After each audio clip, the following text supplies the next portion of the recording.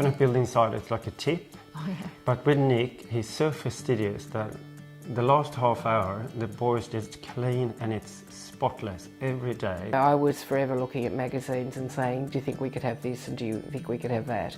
And one was the balustrade that I saw in a magazine, and I said, I so want that. And he said, okay, we'll make that happen for you. We changed some walls, we made walls smaller, Changed some a bigger. beam, changed some windows, and he managed to factor that in, yeah, without too much of a fuss. It worked so well. And sometimes, yeah, we changed it as they were building and it worked perfect.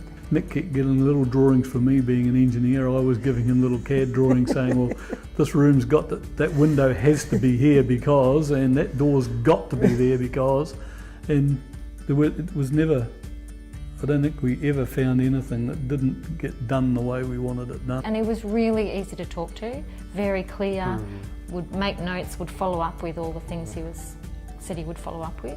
You could really just know that there won't be anything that's left to chance or won't be covered off.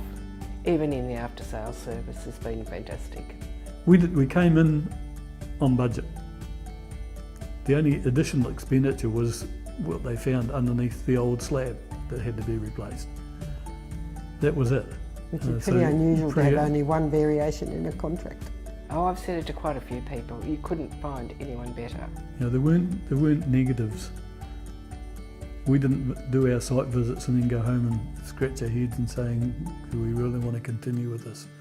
Came down, you saw what was happening, you were confident in what was happening, you saw that the quality was being put into the place. I felt reassured because Georgia worries about things so much that sometimes she can't sleep.